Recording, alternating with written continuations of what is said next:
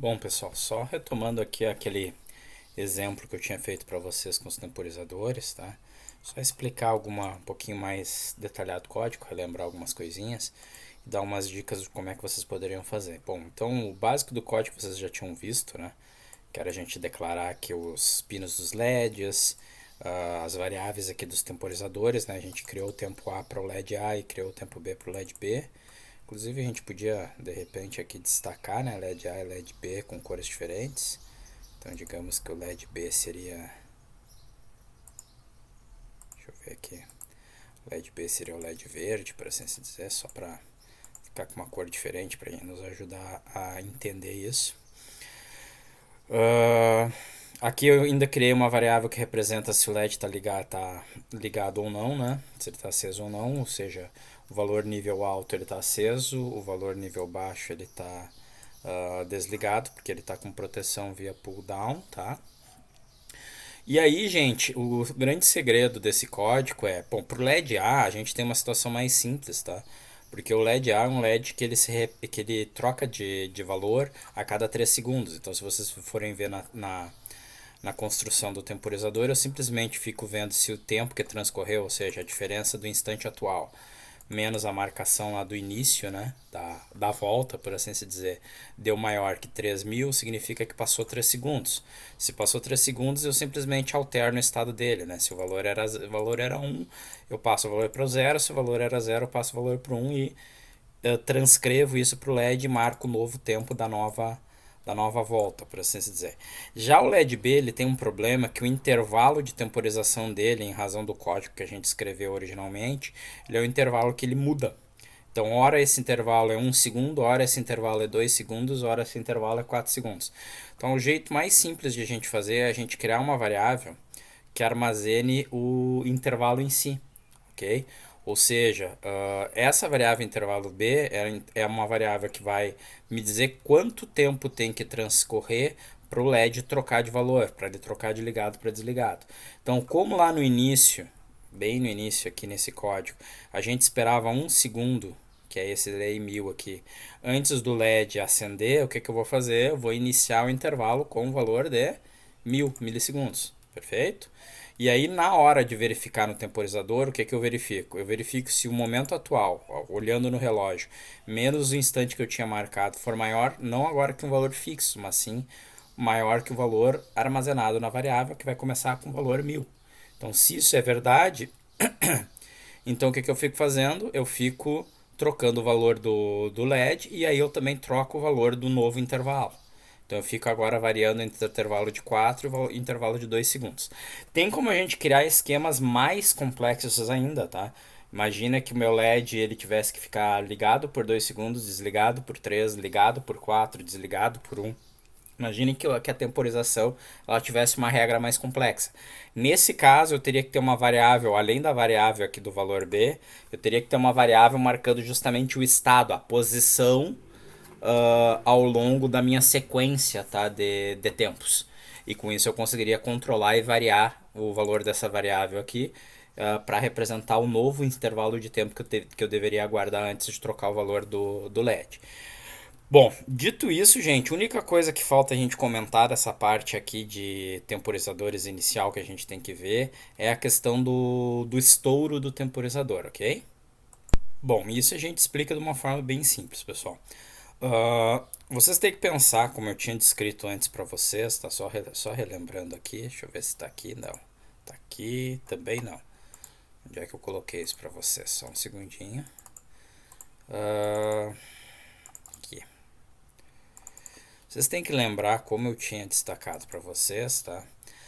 Que o milis ele é uma função que marca um instante de tempo, né? Ou seja, ó, milis é uma função que retorna quanto tempo passou desde que eu fiz a carga do meu código, perfeito?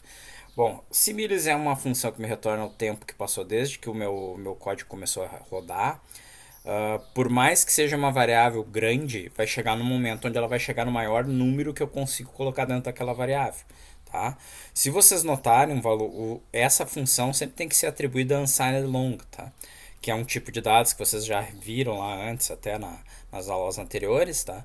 Mas é um tipo de dados que é enorme, mas ele tem um valor máximo, tá? Ele tem 4 bytes, consequentemente eu consigo colocar um valor máximo dentro desse temporizador, tá? Então, como eu estou dizendo aqui mesmo na lâmina, né? Por mais que milhas opere com tipos unsigned long, tá? Esse tipo consegue armazenar valores de até 2, aqui saiu um errinho, tá? 2 elevado na 32 menos 1, que significa que o maior valor que milhas consegue me retornar, o valor máximo da função, é um valor correspondente a esse pequeno número aqui, né? Isso daí dá o que aqui? 4 bilhões 294 milhões 967 mil 295 milissegundos, o que grosseiramente corresponde a 49,7 dias. O que isso significa, pessoal? Quando passar desse período aqui de 49,7 dias, o milhas vai ter chegado nesse maior valor representável dentro desse tipo de dados. E como ele chegou no maior valor, imagine que todos os bits em 32 bits foram 1, ele vai somar 1 e vai voltar a 0. Tá? Essa é uma situação que a gente chama de overflow ou estouro. Tá? E aí o que acontece? Bom, a gente tem que voltar lá para o nosso código. Então significa que nesse momento, quando eu retornar aqui, quando eu perguntar qual é o valor atual do relógio, ao invés do meu relógio ter aumentado o valor, ele voltou para 0. Pensem nisso daí como se a gente estivesse voltando digamos assim, a gente estivesse às 11h59 da noite, 23h59, e a gente passou da meia-noite. Digamos, o próximo horário que eu olhar no meu relógio está meia-noite 1, 00:01. A questão é como é que eu calculo o intervalo nessa situação. Então, só para dar um exemplo aqui para vocês, tá? Vamos pegar um exemplo aqui bem prático. Imaginem que eu fiz o seguinte, né? O meu início era 23h35, por exemplo, tá? Tô falando aqui como se fosse hora normal, tá? E aí, quando eu olhei no meu relógio, eu descobri que o atual era meia-noite e 10. A pergunta para vocês é quanto tempo passou? Tá? Vocês vão fazer essa conta quase de cabeça, né? Vocês vão me dizer, não, aqui, professor, passou 35 minutos. Tá? Vocês vão dizer assim, não, atual menos início é igual a 35 minutos, tá? 25 não, 35, certo? Por quê? Porque vocês vão pegar a diferença aqui da meia-noite, né? Como é que vocês fazem essa conta, né? Vocês não fazem isso daqui, tá? Vocês não fazem a conta assim, né? 0010 menos 23,35. Vocês não fazem essa conta. A conta que a gente faz não é essa daqui que eu estou destacando aqui embaixo. Na verdade, para chegar à conclusão que passou 35 minutos, o que a gente faz? A gente vê qual é a diferença de 20 e 35 até a meia-noite. Aí a gente chega à conclusão, não, meia-noite é quando tem aqui 60, né? Então 60 menos 35 dá 25. E aí vocês pegam aqui o que foi além da meia-noite. Então, na verdade, a gente está somando aqui 25 minutos. Como é que a gente obteve isso? 60 menos 35, né? Com o que passou da meia-noite. 10 menos 00. E aí vocês somam essas duas informações e vocês chegam à conclusão brilhante dos 35 minutos. É uma coisa muito parecida ao que a gente vai fazer aqui agora com o temporizador para tratar dessa situação. Mas antes disso, deixa eu explicar para vocês por que isso é importante. Se a gente não levar isso em consideração, o que vai acontecer, pessoal? Eu sempre estou considerando que o valor do milhas é um valor superior ao instante inicial que eu tinha marcado, que é o natural, afinal de contas. Milhas é um valor que sempre tem que crescer com o passar do tempo, tá? A gente chamaria isso na matemática de uma função monotonicamente crescente, tá? Mas no nosso caso aqui, sem contar a questão da nomenclatura, eu tô achando sempre que o valor de atual é maior do que o intervalo inicial que eu tinha marcado, que é aquele meu instante de início da minha volta, tá? Só que se o milhas voltar para 0, vai acontecer uma situação onde esse atual vai ser inferior a esse tempo. Pior ainda, né? Ele pode ser inferior a esse tempo por um longo período de tempo. Perfeito? Porque imagine que o tempo A ficou marcado lá como 4 bilhões 290 milhões, tá? E o atual voltou para 0. Então isso daqui nunca voltaria a ser verdade por um longo período de tempo. Passaria aí 40 dias até isso daqui voltar a ser verdade. Então a primeira coisa que eu tenho que fazer, então meu primeiro passo, vamos dizer assim, né? Vamos colocar assim, ó. Estrutura de um temporizador com estouro, tá? Então qual seria o meu primeiro passo? Meu primeiro passo, efetivamente, eu tenho que verificar se o meu relógio voltou ou não a 0, tá? Então, né, Temos que ver se o relógio voltou a zero, tá? Como é que eu vejo se o relógio voltou a zero? Eu sei que o relógio voltou a zero, pessoal. Deixa eu copiar o código aqui só para mostrar para vocês isso. Eu sei que o meu relógio voltou a zero justamente por essa situação. Ó. Basicamente, só acontece do meu relógio ter voltado a zero se essa situação que eu vou apresentar aqui para vocês for verdadeira. Lembrem-se que se o meu relógio está funcionando normalmente, o valor do milli sempre é maior do que o valor marcado inicialmente. Então, se isso daqui aconteceu, se o valor retornado por milhas se tornou menor do que o meu instante marcado para início da volta, significa que o milhas chegou no maior valor que ele consegue ter e voltou para zero. Então, nessa situação, né, milhas voltou a zero, tá?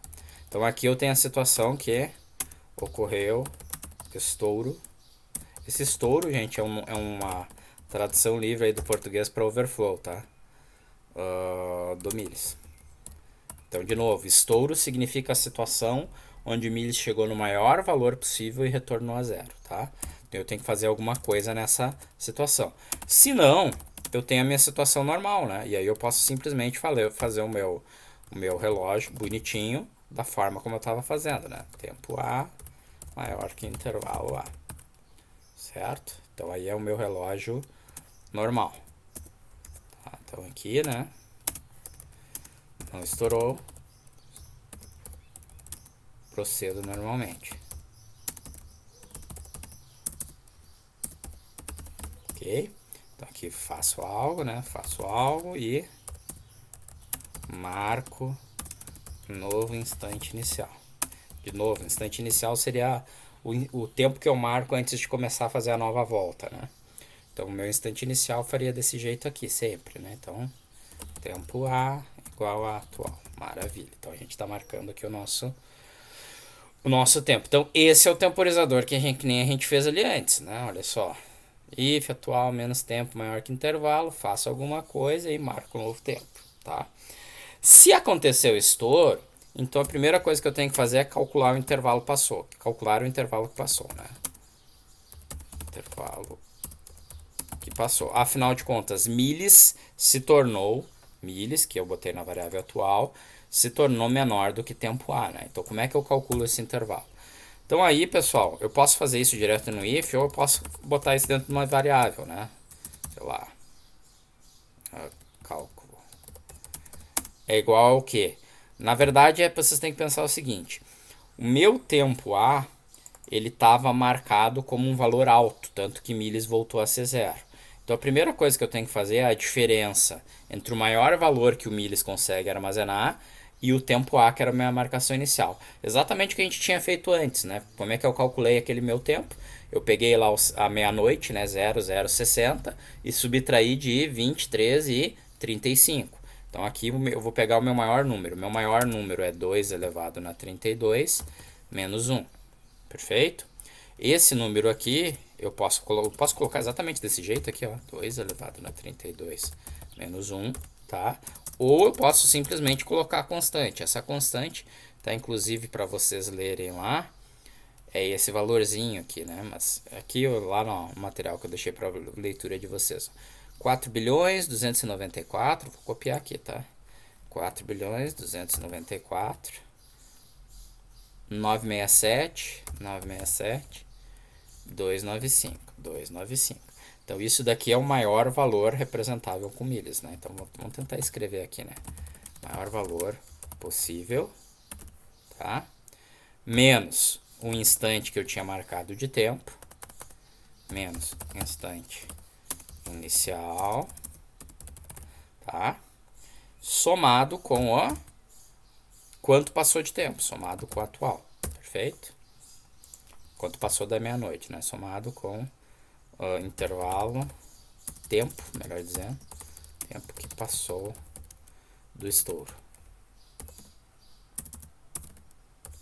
Tá? Então deu esse valor aqui que é equivalente a essa grandeza que vocês têm aqui, ó. Tá? Então, de novo, né, o maior valor possível, que é esse monstro aqui de 4 bilhões, menos o instante que eu tinha marcado de início da minha volta, que é o tempo A, mais quanto tempo passou depois que ele voltou a zero, que é o valor que me retorna o atual. Beleza? Então eu tenho agora o intervalo que transcorreu. Uma vez que eu tenho o intervalo que transcorreu, fica simples de novo, né? Agora eu faço o quê? Basicamente, né? Eu faço se o intervalo que transcorreu, que está dentro do cálculo, é maior que o intervalo que eu queria. Tá? Se isso é verdade, o que eu vou fazer? Faço algo e volto a marcar, né? Desculpe. Marco novo instante inicial. Tá?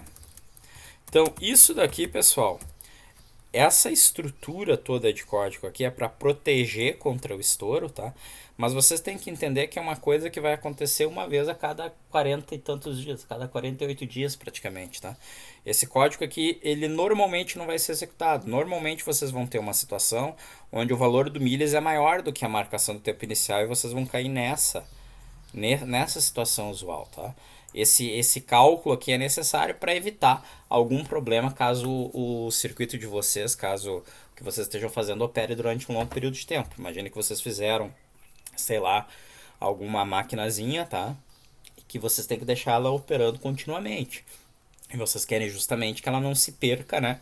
Na situação de eventual estouro, de eventual overflow do milhas. De novo, a gente tem que fazer esse tratamento muito mais pelo fato que isso daqui não funcionaria se eu não fizesse o tratamento, porque infelizmente o milhas ficaria durante muito tempo inferior a essa marcação inicial, tá? Do que qualquer outra coisa, tá? Então, na realidade, é um código que eu fiz muito mais para proteger a operação do meu circuito do que para estar operando rotineiramente, tá? Mas é estritamente necessário que a gente faça isso. Se eu não fizer isso, eu estou restringindo a operação do meu sistema, tá? Da minha máquina, tá? Uma operação onde eu vou ter que ligar e desligar ela dentro dessa faixa máxima de tempo, ok? Então, de novo, tá, pessoal? Fiz isso daqui para explicar um pouquinho a situação que a gente poderia fazer aqui usando uma variável de controle do intervalo, tá? Para simplificar o nosso código. Acho que vocês já perceberam, né, que tem como eu fazer aqui, então, temporizadores diferentes para máquinas diferentes, tá? E a sugestão que eu dou para vocês lá no exercício que foi passado para vocês, tá? Que é aqui esse exercício que vocês têm que fazer aqui para fazer com milhas, tá? Só deixa eu voltar ali para o problema original, porque ali eu estou mostrando só o que eu pedi para vocês modificarem. Lá no problema original nosso, se vocês notarem, vocês tinham 3 LEDs, né? Vocês tinham o LED A, o LED B e o LED C, perfeito? Onde cada um dos LEDs funcionava com uma temporização individual, tá? Então esse é um problema onde a sugestão aqui para vocês é bem simples, façam um temporizador para cada LED. Tá? Como os LEDs eles operam individualmente, sem olhar o outro, tá? Sem depender, o LED A não depende nem do B nem do C.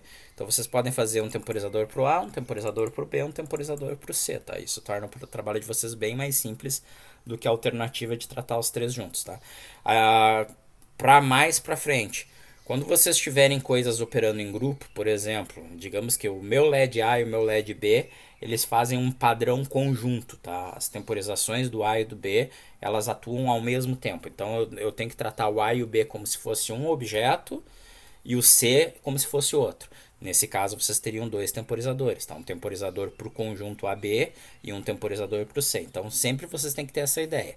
Se as coisas atuam de forma independente, eu vou ter temporizadores independentes. Se as coisas atuam conjuntamente, eu vou ter um temporizador conjunto para ambos, tá ok? Então por hoje é isso.